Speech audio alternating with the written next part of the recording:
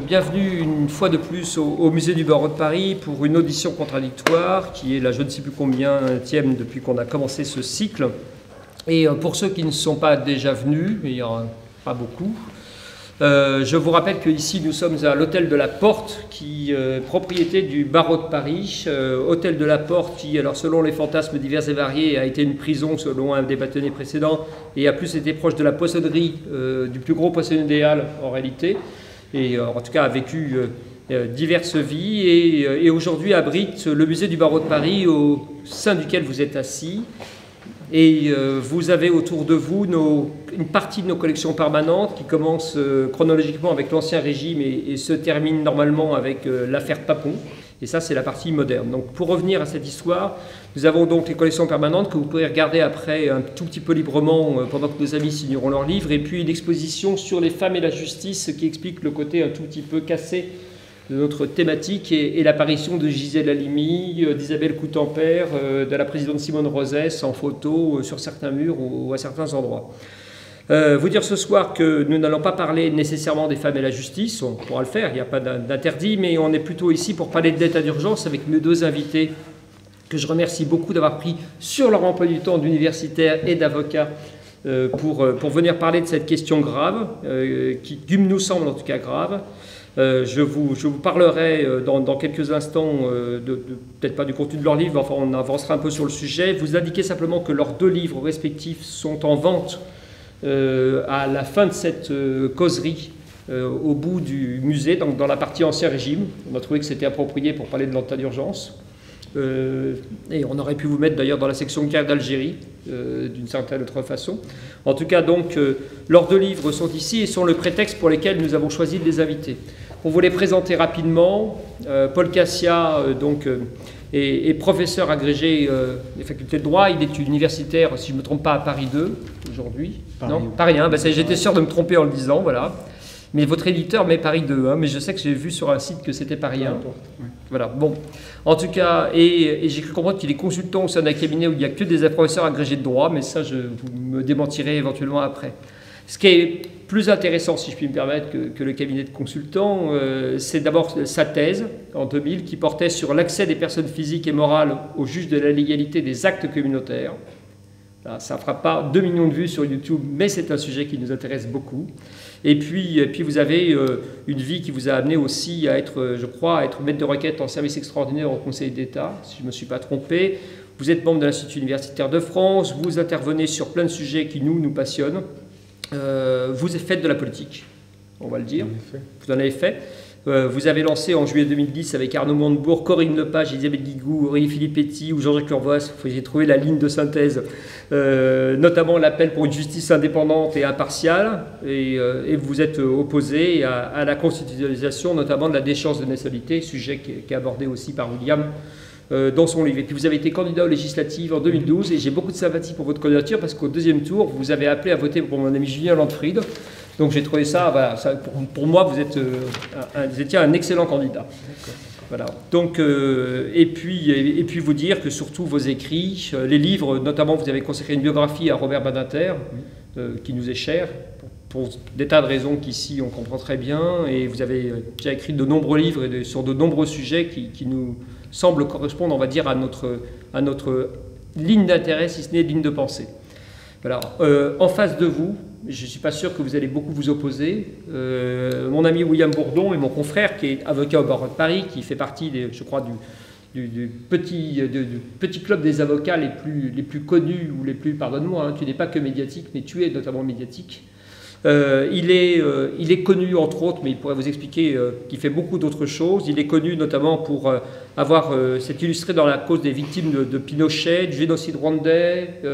Il défend les lanceurs d'alerte, et notamment dans l'affaire LuxLeaks, on va dire pour une actualité la plus récente. Il est créateur de l'association Sherpa qui se bat pour la responsabilité sociale des entreprises et la lutte contre la corruption, et qui fait le combat très important contre les biens mal acquis. En juin dernier, il a même nous avons ensemble forcé le PS à organiser les primaires qui sont finies par s'appeler les primaires de la Belle Alliance. Donc il est sur beaucoup de fronts. Il est aussi l'auteur de livres déjà. Il y a un livre qui est très intéressant, qui est un petit manuel de désobéissance citoyenne qui est paru il y a 3 ans, je pense, 2 ou 3 ans. Et puis, un livre sur la Cour pénale internationale, je ne suis pas sûr que la co-auteure soit toujours en odeur de sainteté chez nous, mais c'est comme ça, avec Emmanuel Duverger, donc au seuil. Et puis, un livre sur les crimes du marché, quelles armes juridiques pour les citoyens, à la découverte. Bref, là aussi, une ligne qu'on partage beaucoup ici dans ce musée et dans les choses qui nous amènent à réfléchir sur la justice. Voilà. Le point commun, en dehors de la multitude de vos combats, c'est cette actualité particulière, actualité qui dure, celle de l'état d'urgence et celle d'un régime qui ne devrait d'ailleurs pas être du tout, mais qui est normalement un régime d'exception et qui devient, on va dire, un régime de droit commun, si je le résume comme ça aujourd'hui. En tout cas, c'est un régime qui est appliqué depuis plus d'1 an et demi et qui perdure jusqu'au 15 juillet 2017 au moins.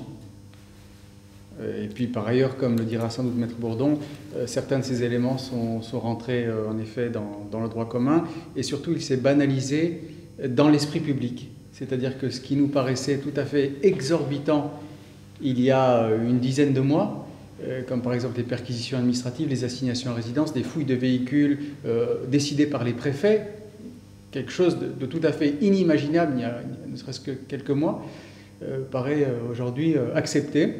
Et je dirais même souhaité, parce qu'on dit si j'ai rien à me reprocher, pourquoi je ne me laisserai pas fouiller mon bagage par les forces de l'ordre qui font que leur travail. Une personne assignée à résidence, si elle laisse, c'est qu'il y a sans doute de bonnes raisons pour qu'elle le soit. Une perquisition administrative, mais si on n'a rien à se reprocher, on n'a rien à cacher, on peut bien se faire défoncer une porte d'entrée. S'il n'y a rien, les forces de l'ordre au moins le seront.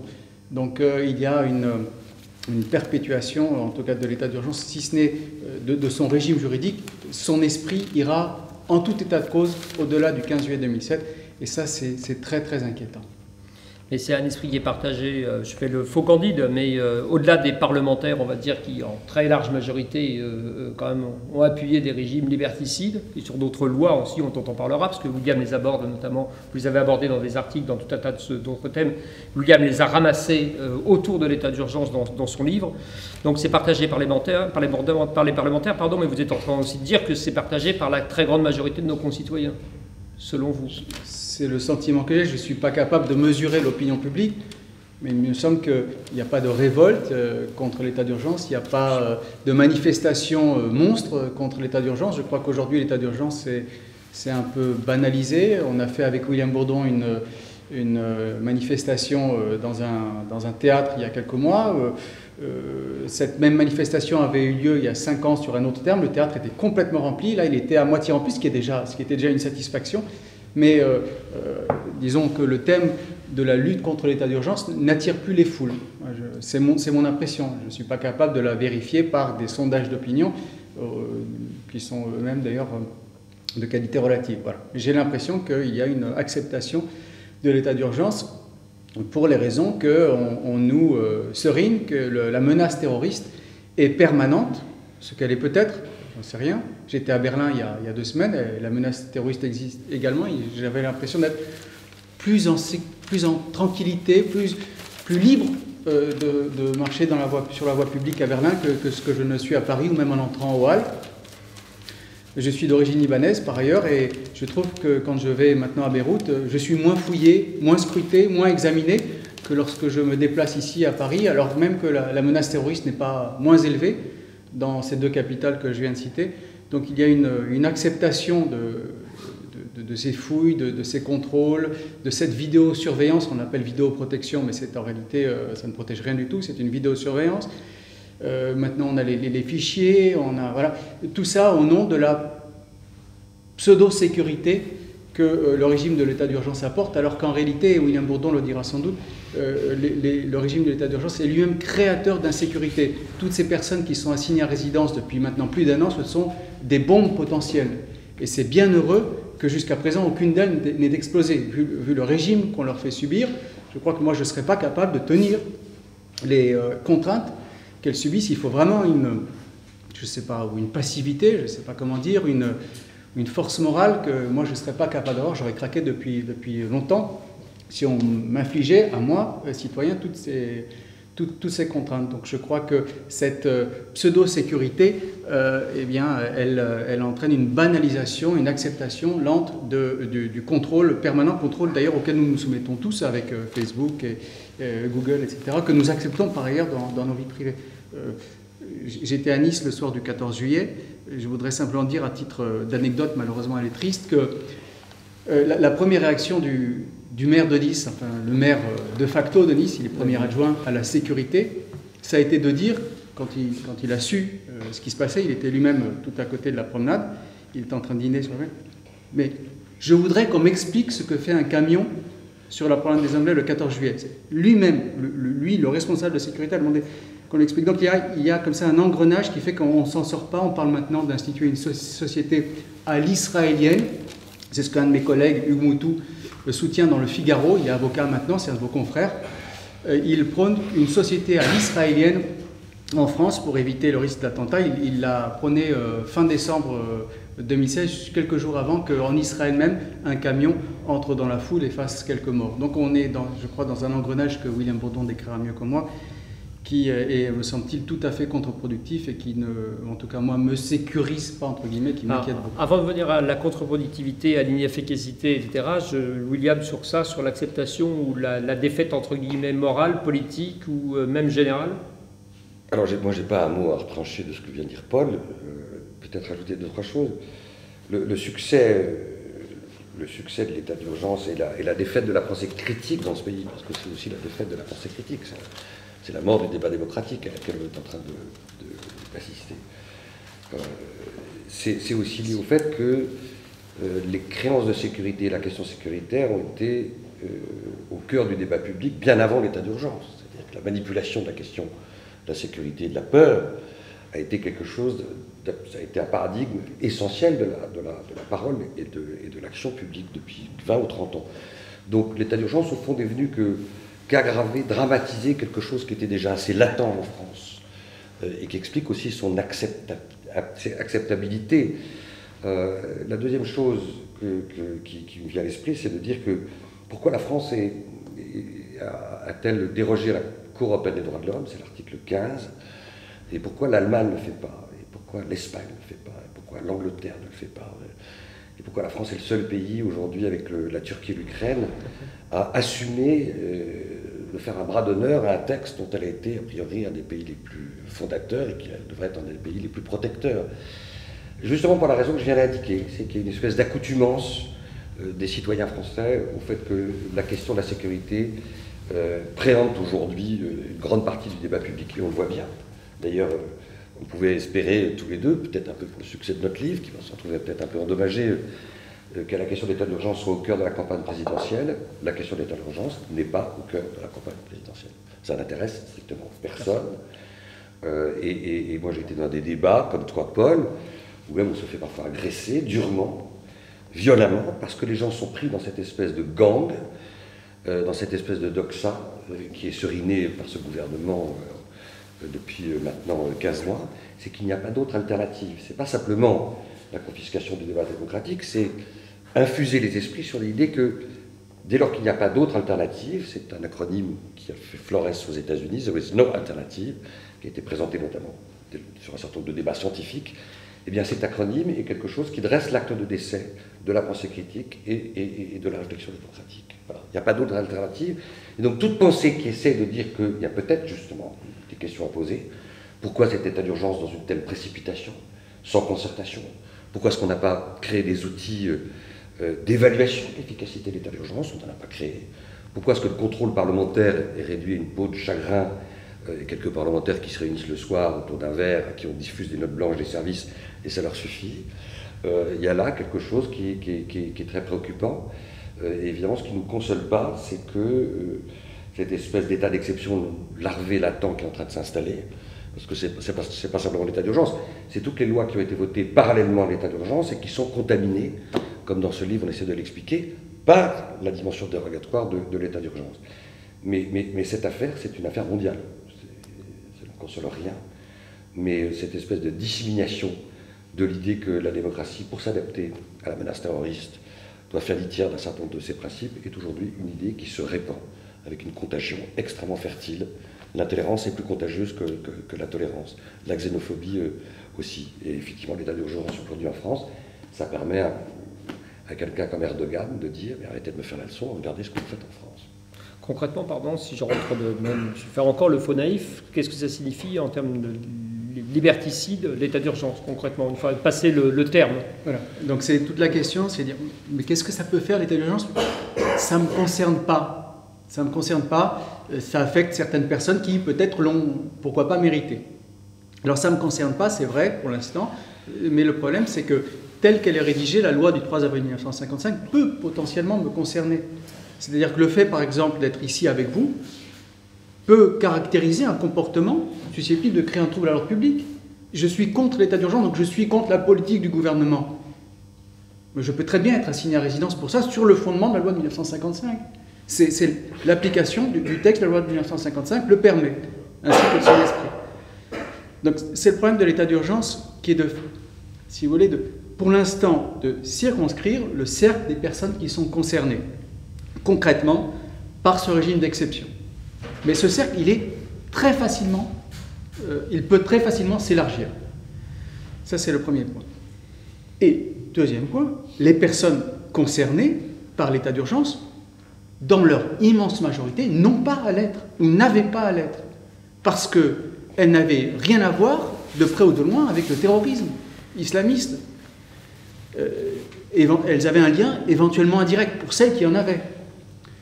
Donc, il y a des personnes... Des exemples, parce que moi je pense à un rassemblement pendant la COP21 qui avait été interdit, je sais pas, je prends cet exemple. C'est l'utilisation des dispositions de l'état d'urgence sur des personnes qui sont, a priori, qui doivent être traitées que par des dispositions de droit commun. Tout à fait. C'est une criminalisation de la violation de l'interdiction de manifester au nom de l'état d'urgence. C'est la caractéristique de cette espèce de contamination que j'évoquais. Oui. On a cet exemple pour les assignations à résidence, pour les assignés de la COP21.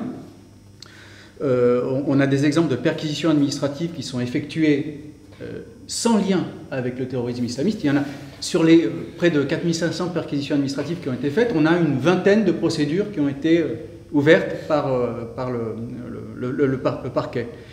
Les interdictions de manifester, William l'a dit, ne l'ont jamais été en raison de la menace terroriste, moins directement. Il y a des interdictions de séjour qui sont prises aussi sans lien avec la menace terroriste.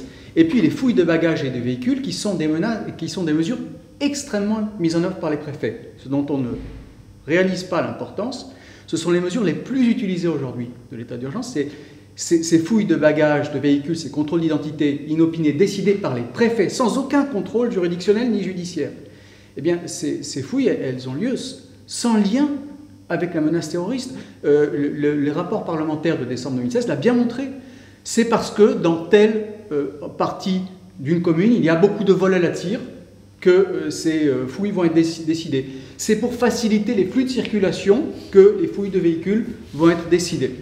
Donc on a complètement dérivé, si j'ose dire, pour reprendre le titre de l'ouvrage de William Bourdon, de l'objet initial de la loi de 1955, qui était de prévenir le péril imminent duquel résultaient les troubles à l'ordre public. Désormais, toute atteinte à l'ordre public est rattachée d'une manière ou de l'autre à la menace terroriste et peut faire l'objet de mesures de la loi de 1955.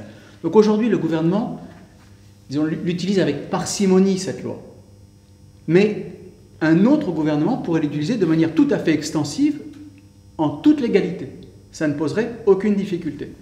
Donc il faut s'interroger sur l'utilité du principe même d'un régime d'exception, c'est ça la base, pour lutter contre une menace permanente. C'est cette question qu'il faut d'abord se poser. Est-ce qu'un régime censé être exceptionnel en droit, mais qui ne l'est que sur le papier, qui peut en réalité être étendu, on voit bien que le régime d'exception s'applique sur tout le territoire français. Il s'applique de manière continue depuis le 14 novembre 2015. Il pourra s'appliquer au-delà du 15 juillet 2007. Qui peut empêcher l'application de l'état d'urgence? Personne.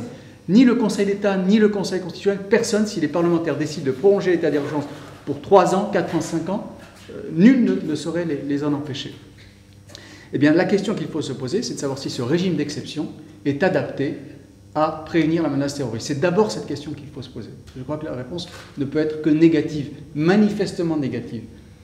C'est peut-être pas l'avis le vôtre ou de ceux qui nous écoutent, mais les faits ont démontré que depuis le 14 novembre 2015, l'état d'urgence n'a en rien permis de prévenir une menace terroriste. En rien. Pas une seule des mesures de l'état d'urgence n'a permis de prévenir cette menace terroriste. Je vais laisser la parole à William Bourdon, mais je pourrais, le cas échéant, étayer ses propos. Oui, je redis sur ce que vient de dire Paul. Dans ce livre, on raconte un certain nombre d'histoires qu'on a accompagnées jusqu'au Conseil d'État. Et tu as raison de dire, Paul, qu'il y a des victimes collatérales de la lutte contre le terrorisme qui sont autant de vies familiales, professionnelles fracassées. Dans certaines communautés, dans certaines banlieues, des vies fracassées, ça fait quoi? Ça fait le gisement, le vivier de ceux qui sont sous bois, qui n'attendent que ces vies fracassées pour en faire parfois des boules de feu.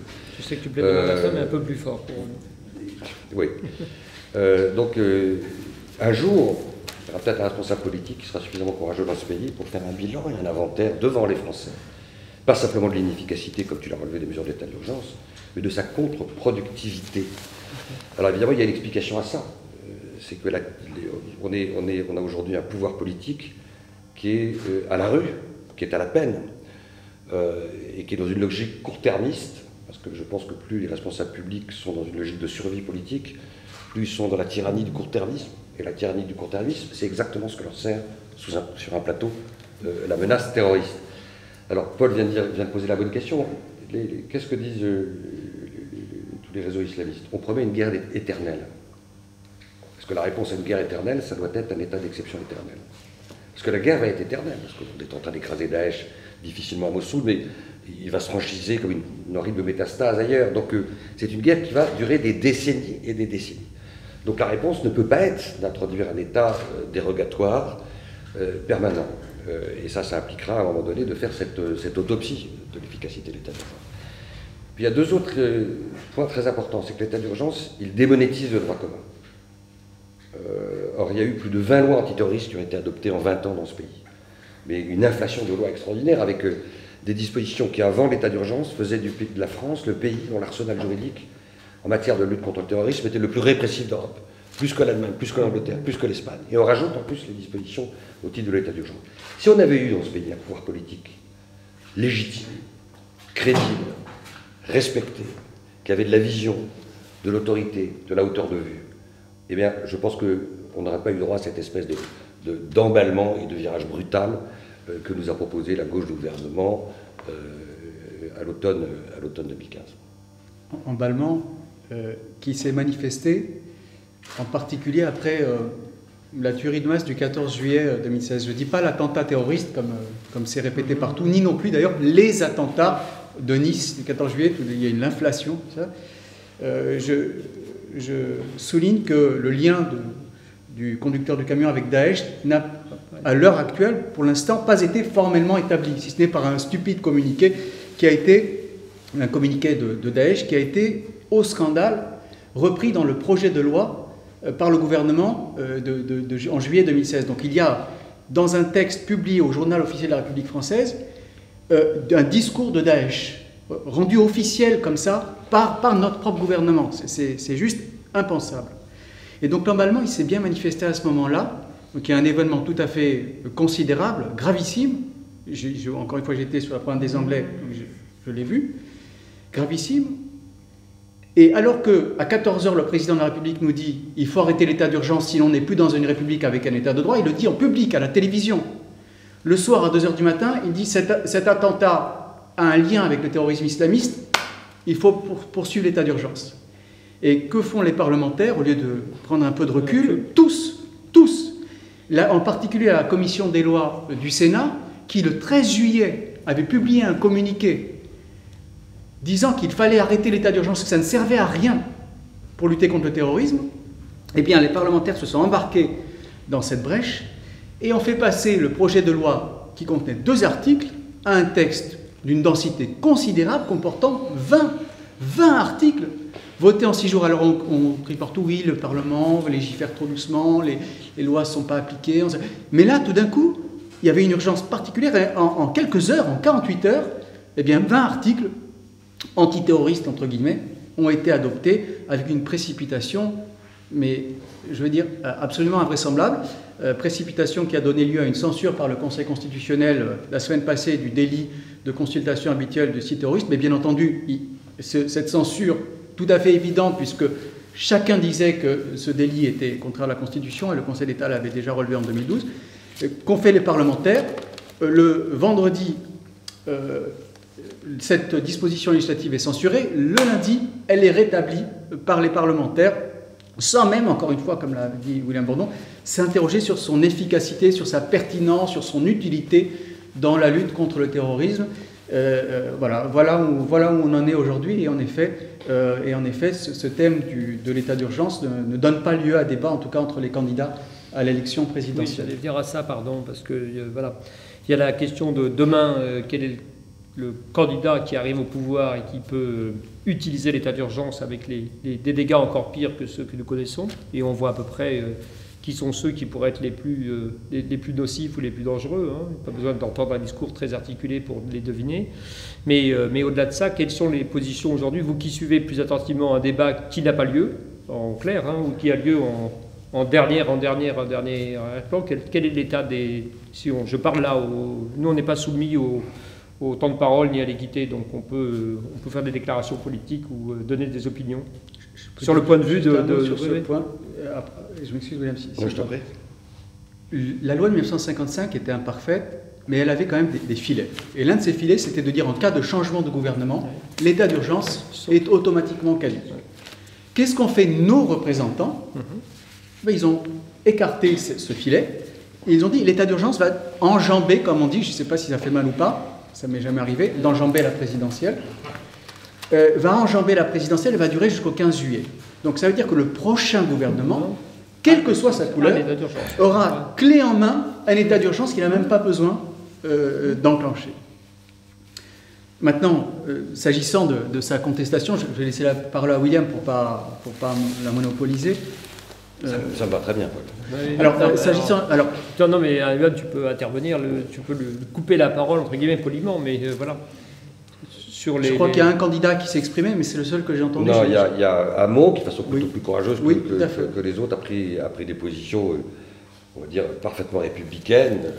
Et dans la campagne entre les candidats au sein de la primaire de gauche, il s'est distingué, et même un certain nombre de candidats dont on attendait plus, et des positions parfois un peu plus courageuses, ont été plutôt tièdes sur la question de l'état d'urgence. Comme si réaffirmer les principes républicains, s'indigner ou s'étonner des risques de la déjudiciarisation, parce que c'est un mot qu'on n'a pas prononcé pour l'instant, mais l'état d'urgence, c'est la déjudiciarisation. Ça veut dire que ça fait volatiliser celui qui, article 66 de la Constitution, est le gardien des libertés publiques. C'est qui? C'est le juge judiciaire. Et toute restriction grave aux libertés publiques peut ordonner, sur un certain nombre de conditions, le juge, un débat contradictoire, une administration loyale de la preuve, la présence d'avocats. Eh bien, ce contrôle a priori de ces mesures coercitives, aujourd'hui, a disparu au profit d'un contrôle a posteriori, qui est celui du juge administratif et du Conseil d'État. Alors, nous, on a plaidé beaucoup devant le Conseil d'État ces derniers mois.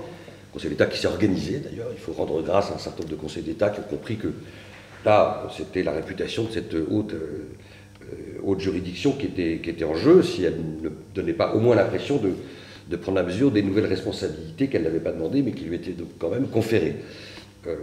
Et là, ce qu'on voit, c'est quoi? C'est que de la même façon que des politiques sont tétanisés à l'idée de faire l'objet d'un procès en faiblesse de la part de l'opinion publique. Et plus ils sont faibles, plus ils ont peur du procès en faiblesse. Et plus ils ont fait des promesses de sécurité qu'ils ne pouvaient pas tenir, plus ils sont obsédés à l'idée d'être pris en flagrant délit de faiblesse. Et la peur d'être pris en flagrant délit de faiblesse, elle conduit à inhiber la propre capacité des politiques à assumer publiquement le fait de dire, par exemple, eh bien, posons-nous la question, est-ce qu'il faut maintenir ou non l'état d'urgence? Ne serait-ce que cette position publique deviendrait, et peut devenir aujourd'hui pour un certain nombre de responsables publics, une espèce de signature, presque de complicité avec les terroristes. Et pour un certain nombre de juges administratifs, c'est la même chose. C'est-à-dire on a vu une ligne frontière très claire entre des magistrats du Conseil d'État qui très courageusement ont pris la plume, ont décortiqué les notes blanches, On a fait un travail d'agent du FBI au sein du cabinet pour démontrer l'énormité des mensonges des services dans un certain nombre de blanches, mais combien de cabinets d'avocats peuvent se payer le luxe de mobiliser 3 collaborateurs quasiment jour et nuit pour démontrer que les services, en fait, ont transformé les notes blanches en lettres de cachet. C'est évidemment impossible et impensable. On l'a réussi 3 ou 4 fois.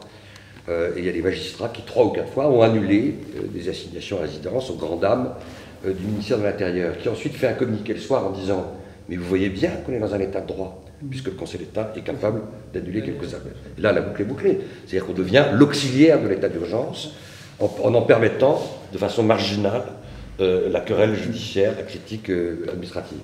Et c'est vrai qu'il y a de quoi être prodigieusement découragé.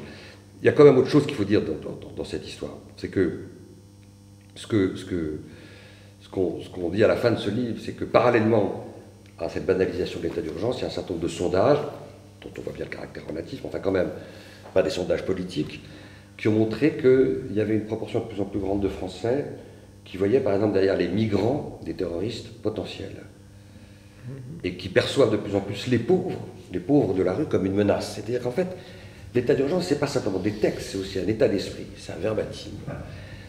Et ça introduit quelque chose qui, au lieu d'aboutir à ce pourquoi devrait être fait l'état d'urgence, c'est-à-dire refaire de la confiance, refédérer de la cohésion sociale, en fait, fragmente encore plus le corps social. Fragmente encore plus le corps social et rend acceptable des choses qui ne l'étaient pas et désigne de plus en plus un certain nombre de personnes, une communauté, oui, la communauté musulmane, comme une communauté qui, de façon quasiment essentialiste, serait une communauté qui serait une menace pour la République. Le fait que être musulman comporterait nécessairement à un endroit ou à un autre un risque même marginal, très discret, de péril pour la démocratie est une idée aujourd'hui qui est de plus en plus admise par un nombre de plus en plus grand de Français. Donc ça, c'est une espèce de poison au sein de la société française absolument catastrophique et dont on risque de payer très cher les conséquences à long terme. Je vous remets pardon sur ma question précédente qui était l'état des propositions des candidats parce que là il n'y en a pas. Je n'ai pas voilà. Non, alors pardon, je n'ai pas suffisamment entendu. Non, c'est très intéressant, mais malgré tout, il y a une question qui se pose dans 8 semaines.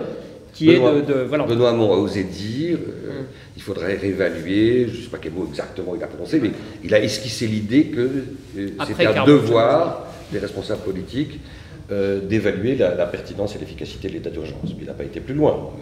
Mais il y a un certain nombre de gens qui se... Et les autres, pardon, et ceux qui sont en piste, vous avez entendu quelque chose vous avez, Mais les candidats de droite se gardent bien de parler de l'état d'urgence. Pourquoi le ferait-il, puisqu'il l'adoube Non, mais je pose une question, c'est vraiment... Arnaud Montebourg a dû dire que l'état d'urgence ne devait pas être éternel. Enfin, la phrase l'état d'urgence ne doit pas être éternel, a priori c'est difficile de ne pas y souscrire quand même. Oui, donc il y a une espèce de minimum.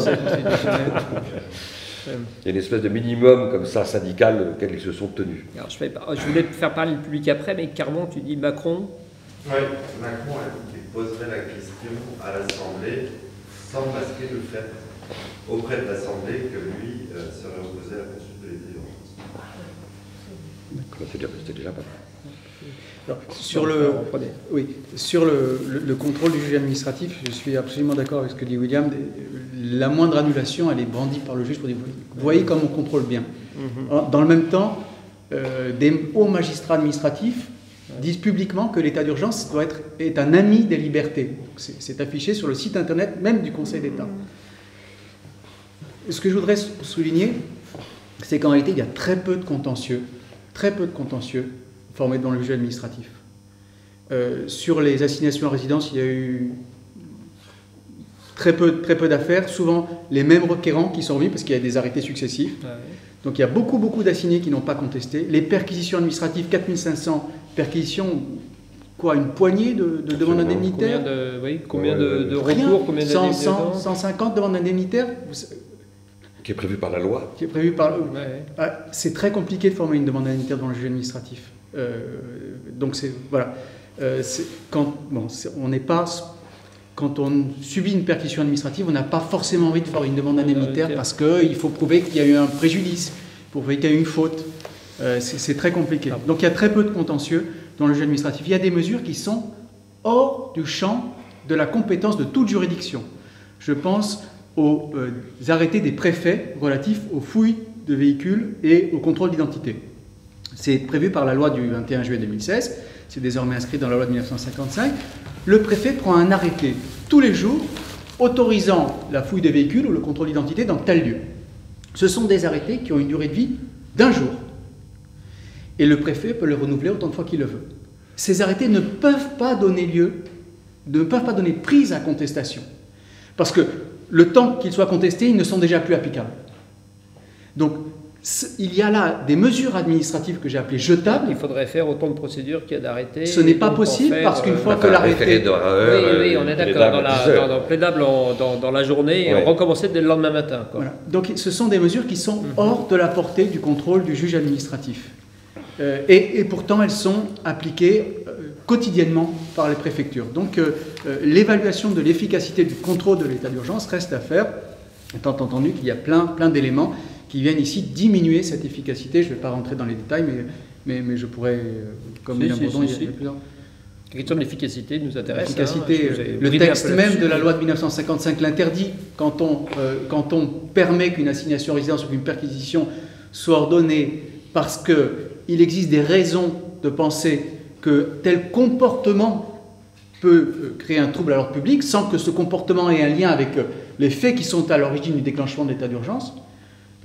Par exemple, si je fais comme ça, je vous menace, je vous pointe du doigt, je dis Maître Pierrat, ou je mime une arme à feu. C'est un comportement qui, dans la rue, peut constituer une menace à l'ordre public. On a eu cette affaire où, devant le Conseil d'État, il était question de savoir si le fait de brandir un téléphone comme ça dans la rue, est-ce que, brandissant le téléphone dans la rue, l'intéressé assigné à résidence prenait la photo d'un lieu dans lequel vivait un journaliste, ou est-ce qu'il parlait à sa mère? Donc le simple fait de tenir un téléphone peut constituer un comportement caractérisant une menace à l'ordre public. Il y a des affaires où une personne a été assignée à résidence parce qu'elle souhaitait s'engager dans l'armée. On ne sait pas quand, c'est dans la note blanche. Elle souhaitait s'engager dans l'armée pour apprendre le maniement des armes.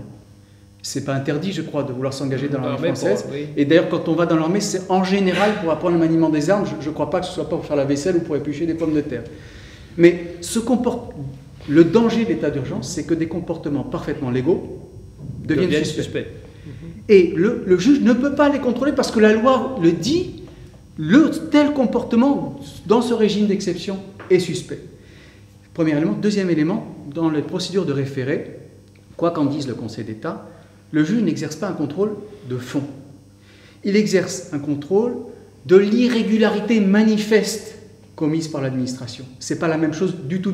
Quand on parle de contrôle de proportionnalité, il est peut-être applicable dans le juge de l'excès de pouvoir, il l'est applicable dans le juge de l'excès de pouvoir, mais devant le juge des référés, le juge vérifie qu'il n'y a pas d'illégalité manifeste commise par l'administration. S'il n'y a pas d'illégalité, d'atteinte manifeste à la liberté fondamentale, la mesure est validée. Donc on n'est pas dans le cadre d'un contrôle. Par ailleurs, il y a ces histoires des notes blanches dont William Bourdon pourra parler mieux que quiconque. Faire la preuve qu'on n'a pas rencontré telle ou telle personne, comme c'est indiqué dans la note blanche, c'est impossible. Si je ne vous ai jamais rencontré avant aujourd'hui, si on me demande de le prouver, je suis dans l'incapacité de le faire. Mais si une note blanche dit « Monsieur Paul Cassier a rencontré Maître Pierrat à plusieurs reprises avant le 22 février 2017 », c'est écrit dans la note blanche, mais moi, prouver le contraire, je ne suis pas en mesure de le faire. Pourtant, c'est ce qu'on demande à ces personnes-là. Donc il y a beaucoup d'éléments qui font que la situation des personnes visées par les mesures individuelles de l'état d'urgence est, sur le plan contentieux, très compliquée. Oui, juste une statistique pour dire, ça c'est public, puisque c'est les très modestes travaux parlementaires qui le disent, les assignations à résidence n'ont abouti à l'ouverture d'informations judiciaires pour terrorisme que pour une proportion de 0,5 ou 0,8, enfin c'est absolument dérisoire. Le reste n'a été que du droit commun qui a été récupéré pour faire remonter les statistiques des préfets, etc. Donc on est quand même aussi dans une forme d'imposture et de manipulation de l'opinion publique. Il faut appeler un chat un chat. Alors quand même un mot sur les notes blanches, parce qu'on ne peut pas comprendre les dérives de l'état d'urgence si on ne les articule pas avec les pouvoirs extraordinaires qui ont été confiés au service de renseignement par la loi du 24 juin 2015. Il faut quand même lire le rapport qui a été présenté par la CNCTR La commission. Faut détruire les. Voilà, faut traduire les L'acronyme, acronymes. je sais, comme tu es un bon journaliste, c'est vrai que c'est ce que les journalistes disent en général en intervieweur. À la Commission nationale de contrôle des techniques de renseignement, qui a été créée donc par la loi du 24 juin 2015, qui a un budget qui est 10 fois moindre que le budget du CSA, par exemple. C'est-à-dire que pour une mission qui est d'exercer un contrôle démocratique, une sorte de contre-pouvoir, pour éviter les abus des services et la capacité des services d'instrumentaliser le pouvoir exécutif pour élargir au nom d'un principe de précaution qui est bien d'ailleurs au cœur de tout ce qu'on est en train de dire, du contrôle, de la surveillance, de la collecte de métadonnées, sans aucune espèce de recours judiciaire au passage. Les moyens donnés en termes de ressources humaines et en termes de ressources techniques à cette commission sont absolument grotesques et dérisoires. Et le même Jean-Claude Urvoas, qui lorsqu'il était parlementaire, avait des inquiétudes et des colères devant l'utilisation de ce qu'on appelle les IMSI catchers. Les IMSI catchers, c'est une boîte extrêmement sophistiquée qu'on met dans le coffre d'une bagnole là, de la rue, et qui permet de collecter de façon absolument universelle, sans discriminer aucunement, toutes les communications téléphoniques, hertziennes, numériques, sur un certain laps de temps. Et bien ce même Urvoas, qui est aujourd'hui garde des Sceaux, a oublié l'Urvoas parlementaire, qui disait il y a des très graves menaces pour la démocratie, il faut se doter d'outils, il faut se doter d'instruments de contrôle. Eh bien il n'est pas du tout accablé, pas du tout ému du fait que dans son dernier rapport, le dernier rapport du CNCTR, eh bien, il n'y a pas un mot sur les IMSI catchers, donc véritablement il y a une espèce de blanc-seing donné au service. Et là encore, je pense qu'on risque d'avoir tous collectivement la gueule de bois quand on mesurera à travers un certain nombre de scandales personnels. Il faudra qu'il touche évidemment d'autres personnes que Naimi Larbi pour que ça fasse l'objet d'informations dans les chaînes de flux continu et que ça remonte jusqu'à la presse écrite. Mais quand il y aura un certain nombre de dommages collatéraux lourds qui auront impacté le petit cousin ou le petit-fils d'une famille bien connue de notre establishment financier et politique, là effectivement on commencera peut-être à regarder. Ça s'accompagne de... Tu as fait le catalogue en quelque sorte des... On a parlé, il y a un chapitre sur la déchéance sur lequel on s'est beaucoup battu, puisque je suis l'avocat des 5 déchus. Le recours est actuellement pendant devant la... Alors, un mot sur les déchus. Oui. Les déchus, automne 2015, on est à 2 mois avant les régionales, et le ministère de l'Intérieur va sélectionner dans un certain nombre de fiches de Français condamnés pour terrorisme ces 5 petits-là. Ça aurait pu être d'autres, certains ont été condamnés pour des faits plus graves. Et à grand renfort de publicité et de notes blanches qui ont été recyclées abondamment par un journaliste du Monde, dont par charité je vais taire le nom, ils sont déchus de leur nationalité. On a échoué sur tous les recours, et au moment même où, semble-t-il, de ce que nous avons compris, le ministère de l'Intérieur, après un avis favorable rendu par la commission compétente pour le faire, les arrêtés d'expulsion s'apprêtaient à être mis en œuvre, on a saisi en urgence la Cour européenne des droits de l'homme, on est en contact toutes les heures avec elle, et le gouvernement français, pressentant et comprenant, anticipant sur le fait qu'il allait se prendre une censure publique immédiate du juge européen, a levé le pied et a renoncé à mettre en œuvre les arrêtés d'expulsion. Mais coup double, à la fois ils peuvent dire, regardez, on n'est pas si inhumain que ça parce qu'on n'exécute pas l'arrêté d'expulsion, mais dans l'intervalle, on a engrangé tous les bénéfices politiques secondaires de la mise en œuvre et de la scénarisation de la déchéance de nationalité. Mais ça reste, in fine, on le sait, hein, pour François Hollande et pour ce gouvernement, ça reste sans doute, ça restera devant l'histoire la tâche la plus indélébile qui soit. Quoi d'autre, pardon? Alors, donc, déchéance, assignation, catalogue, contamination du droit commun, les effets sur la liberté d'expression, la liberté de culte, les fermetures de mosquées, certainement justifiées, d'autres, de mon point de vue, parfaitement abusives. Et puis, le chapitre qui nous a demandé le plus de travail, parce qu'on était amené à rencontrer un certain nombre d'acteurs, de magistrats, de policiers, la contamination de l'état d'urgence sur le droit commun.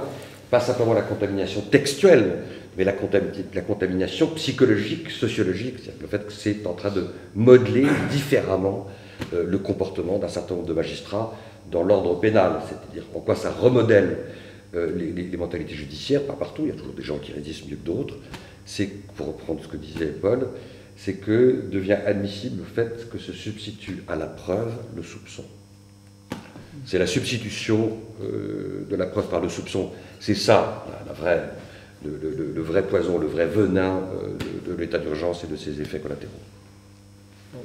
Sur cette très belle formule, très, très glaçante, je veux bien que si vous avez des questions, chers amis, ou des interventions, donc en dehors de rappeler les propositions d'Emmanuel Macron, Carbon. Surtout d'Emmanuel Macron, le problème pour savoir qui a... Plus fort, parce qu'on enregistre. Moi, je voudrais juste, William, d'abord merci pour ce que tu as fait, parce que tu renvoies une belle image de l'avocat. On en profite tous, merci à toi. Là, je ne suis pas tout à fait d'accord sur ton analyse de dire qu'on sert finalement de crédit à une procédure que nous ne considérons pas comme étant compatible avec nos principes essentiels en l'engageant. Tu as eu raison de l'engager, tu ne sers pas de la Libye avec la droite, qui est une entreprise de communication derrière par le gouvernement, c'est son problème, mais ça ne meurt personne. Là, c'est un débat récurrent dans notre barreau, hein, ça s'est posé au moment de la CRPC. Est-ce que si on exerce une procédure, on est un complice, etc.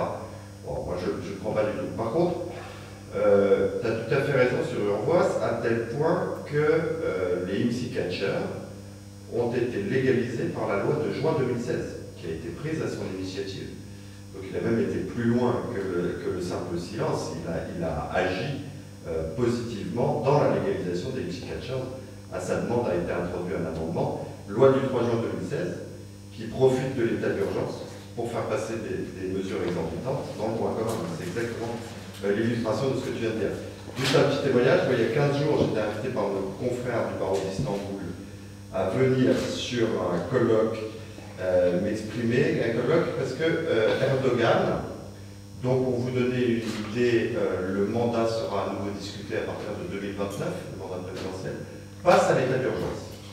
Est-ce que vous savez quel est l'argument majeur d'Erdogan pour convaincre tout le monde de passer à l'état d'urgence en Turquie, en même temps qu'il entreprend la réforme constitutionnelle? C'est de dire, ben regardez, la France pratique l'état d'urgence, la France est le phare des libertés publiques dans le monde, donc ne vous inquiétez pas de l'application de l'état d'urgence. Donc ça n'est pas uniquement ethnocentré, la réflexion que vous menez ce soir. Malheureusement, on sert d'alibi à des dérives dans le monde entier maintenant. Oui, je peux témoigner aussi, pardon, je rebondis sur ce que tu dis, pour aller souvent en Afrique de l'Ouest. Aujourd'hui, le message qui est envoyé par la France, c'est pas le message universaliste, c'est pas le message des siècles des Lumières. Il y a longtemps qu'on a entendu ce message. Ce message universaliste, c'est des boîtes à outils qui sont proposées par la DGSI dans leurs rencontres avec leurs homologues du Cameroun, du Sénégal et du Tchad. C'est ça, la grande diffusion pédagogique de la France en Afrique de l'Ouest, c'est comment universaliser, nous, la France, la façon dont on traite la menace terroriste. Eh bien, on va essayer de l'appliquer à tous les pays d'Afrique de l'Ouest. Ça fera l'objet, sans doute, de polémiques et de scandales politiques futurs. Tu savais ça? Non, je ne savais pas, mais il y a des scandales politiques, il y a aussi des scandales juridiques. C'est vrai, il y a cet exemple, Erdogan, en juillet 2016, brandissant l'exemple français. Et scandale juridique, il y en a aussi dans la jurisprudence du Conseil constitutionnel, quand le Conseil constitutionnel dit que toutes les perquisitions qui ont été faites entre le 14 et le 20 novembre 2015 sont contraires à la Constitution, contraires au droit au respect à la vie privée, parce que la loi de 1955, dans sa version originelle, n'était pas suffisamment précise. Et dans le même temps, qu'est-ce qu'il fait? Il sanctuarise, il neutralise cette inconstitutionnalité. Il y a eu 800 perquisitions administratives qui ont été réalisées de manière inconstitutionnelle, mais le Conseil dit que cette inconstitutionnalité, elle ne vaut que pour l'avenir. En fait, elle ne vaut plus du tout, puisqu'elle ne peut plus être invoquée, même dans les procédures pendantes devant les juridictions, y compris pénales. Donc, l'exemple qu'on donne, c'est celui de la non-application du texte fondamental des articles 2 et 4 de la Déclaration des droits de l'homme. Ils sont, comme ça, mis de côté pour des raisons tirées de la préservation de l'ordre public. Et ça, je crois que c'est un message qui est vraiment tout à fait désastreux. Tout à fait désastreux. Et il y en a un autre que donne le Conseil constitutionnel actuellement, même s'il ne se voit pas. Le Conseil constitutionnel est saisi depuis le 20 janvier 2017 par le Conseil d'État de la question de la constitutionnalité de la prolongation du renouvellement des assignations à leur résidence au long cours. Ce sont des assignations qui valent pour 90 jours, donc qui ont été prises le 21 décembre 2016 et qui courent jusqu'au 20 mars 2017. Elles ont une durée de vie de 3 mois. Le Conseil constitutionnel a été saisi par le Conseil d'État le 20 janvier. Qu'est-ce qu'il aurait dû faire? Mais de toute urgence, toutes affaires cessantes, se prononcer sur cette question, puisque l'arrêté a une durée de vie de 3 mois. Or là, il ne se passe rien. J'ai dû demander à votre confrère, Bruno Vinet, où en était la procédure, et il m'a fait savoir que l'audience était prévue pour le 7 mars, soit 13 jours avant qu'en tout état de cause, les arrêtés prennent fin. Donc, on peut supposer que le Conseil constitutionnel rendra sa décision, peut-être quelques jours, 1 jour, 2 jours avant, que en tout état de cause, l'arrêté d'assignation prenne fin. Mais qu'est-ce que ça veut dire en pratique pour les personnes concernées? Ça veut dire 3 pointages par jour depuis plus d'1 an. 3 pointages par jour depuis plus d'1 an, multiplié, ça fait 1000 pointages, avec les allers-retours que ça implique, avec l'obligation de rester chez soi pendant 12 heures par jour, avec l'obligation de remettre des papiers d'identité, avec l'interdiction de rencontrer telle ou telle personne. Ça, c'est le quotidien de 17, c'est pas beaucoup, mais quand même 17 personnes depuis plus d'1 an. Eh bien, le Conseil constitutionnel prend lui son temps, il en a apparemment, et traite cette QPC à l'ordinaire, alors même qu'il y a une urgence tout à fait particulière sur la question de savoir si les modalités adoptées pour le renouvellement des assignations en cours par la loi du 19 décembre 2016 sont ou non conformes à la Constitution. Voilà aussi un mauvais signal qui est envoyé vis-à-vis des juristes non français. Les amis, la parole circule à nouveau. L'influence de l'Europe vis-à-vis de cet aspect des choses. Avant que le gouvernement ait pris sa décision d'état d'urgence, je suppose, enfin je ne sais pas, qu'il y a eu peut-être concertation. Il y a maintenant de plus en plus de connexions entre les services généraux, les services de renseignement. Voilà, je voudrais avoir des précisions là-dessus, l'influence de l'Europe. Ouais, il y a des réponses un peu à front renversé, puisque personne ne peut doit regretter l'idée qu'il y ait une meilleure coopération, une meilleure harmonisation entre les services secrets dans la lutte contre le terrorisme. En soi, sur le plan technique, il y a quelque chose qui ne peut pas être évidemment choquant. Ce que le juge européen va être amené à faire, c'est à éviter un nivellement par le bas, qui est celui qui peut être fabriqué par cet état d'exception latente. Et certainement la France, d'ailleurs, sur le fondement d'un certain nombre de procédures en cours ou au long cours et qui seront initiées, condamnera la France dans 4 ou 5 ans. Le pouvoir actuel n'en sera pas comptable, il aura été écarté, et le pouvoir futur, éventuellement, continuera à faire des bras d'honneur aux juges européens, comme ça a pu arriver à un certain nombre de gouvernements dans ce pays. Donc, mais c'est ce qui est en train de se passer, c'est ce qui se prépare, c'est-à-dire que le juge européen va condamner la France, très certainement, et à plusieurs reprises, sur le fondement d'un certain nombre de recours. Il n'y a pas aujourd'hui, personne ne peut le contester, une volonté de construire l'Europe, de réenchanter l'Europe à partir d'une défiance vis-à-vis de l'état d'urgence. C'est au contraire une Europe qui se recroqueville, qui se rétracte sur des logiques nationalistes, communautaires, identitaires. Je trouve qu'un seul chef d'État qui a fait honneur à l'Europe depuis 3 ans, c'est Angela Merkel, de façon tout à fait lumineuse et de façon extrêmement contrastée par rapport à tous les autres chefs d'État. Comment ils réagissent, les Allemands? Enfin, les Allemands, ils sont sidérés de voir ce qu'on fait en France, et eux, ils regrettent de ne pas l'avoir fait pour eux aussi. Ils subissent le terrorisme comme nous. Donc, l'idée, qu'est-ce que disent ces gouvernements, justement, ou même le gouvernement espagnol, qui lui-même... Les Allemands, ils sont protégés par le spectre du nazisme aussi, d'une certaine façon. Ce spectre est tellement fort que l'idée de rentrer dans une logique d'état d'exception et qui trahisse avec un certain nombre de principes constitutionnels est quelque chose qui est extrêmement intimidant pour le peuple allemand. Et donc, d'une certaine façon, ça crée une espèce de bouclier que malheureusement en France, on n'a pas. Oui, ben, j'étais à Berlin, j'ai pas vu des militaires qui défilaient chez nous comme on peut les voir sur la province des Anglais ou du côté du Louvre, avec une efficacité qu'il faudrait évaluer. Je ne dis pas que ça ne sert à rien, mais qu'on sache si le bilan coût-avantage de Vigipirate, de Sentinelle est bon ou pas. J'étais aussi en Espagne où tout est ouvert comme si de rien n'était, me semble-t-il. Enfin, c'est la perception que j'en ai eue. Et puis quand on vient ici, on a le bandeau dans le RER, on a des militaires qui défilent, je ne sais pas, il y a une phobie qui fait que moi je sais à l'université par exemple, je dirige un bâtiment administratif et j'ai des collègues qui à toute force voulaient qu'il y ait un contrôle à l'entrée de l'université, ce que je peux comprendre, éventuellement, c'est vrai qu'il n'y en a pas, pour filtrer les entrées. Alors que jusqu'à présent, et c'est encore le cas aujourd'hui, les entrées sont libres, mais c'était une demande, je dirais, presque existentielle, avec des menaces d'exercice de droit de retrait. Si il n'y avait pas de filtrage à l'entrée, c'est quelque chose qui, moi, en tant qu'enseignant, m'aurait semblé impensable il y a quelques années, qu'on vérifie les cartes d'identité, les cartes d'étudiants, ça n'a aidé de personne. Ça n'a aidé de personne, mais maintenant, ça paraît tout à fait extravagant, en effet, que des personnes entrent librement dans un amphithéâtre. Donc il y a un changement d'échelle, comme le dit William, qui me semble un glissement et auquel il faut résister parce que la menace existe. Mais est-ce que ça vaut la peine qu'on la crédibilise, comme le fait le gouvernement? Et si certains de mes collègues souhaitent une société à l'israélienne, moi je ne la souhaite pas pour tout l'or du monde. Je me sens, si j'ai jamais été en Israël, mais je me sentirais absolument pas en sécurité en Israël. Et d'ailleurs, il y a différentes manières de commettre des attentats terroristes qui font que rien, jamais ne pourra empêcher une personne décidée, jamais rien, de le commettre. Donc moi je suis plutôt pour une société de la Déclaration des droits de l'homme et du citoyen, telle qu'on l'a plus ou moins bien connue jusqu'à présent. Et peut-être, voilà, c'est, je crois que le meilleur message à renvoyer à ceux qui veulent changer nos modes de vie. Parfait. Bon.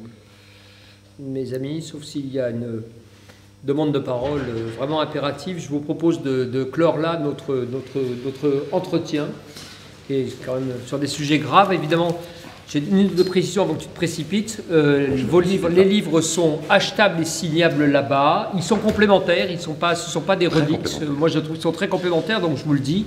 Je les trouve très bons tous les deux, avec des points de vue, des points de réflexion qui ne sont pas tout à fait nécessairement les mêmes, qui globalement quand même partagent une opinion qui est aussi la nôtre, hein, je vous rassure quand même. Vous remerciez donc infiniment William Bourdon et Paul Castia d'avoir participé à cette audition. Remercier la Société des Amis du Musée qui est représentée ce soir, voilà, notamment par Aurélien Chevalier, Louis de Gauss qui est en train de fumer quelque part, et voilà.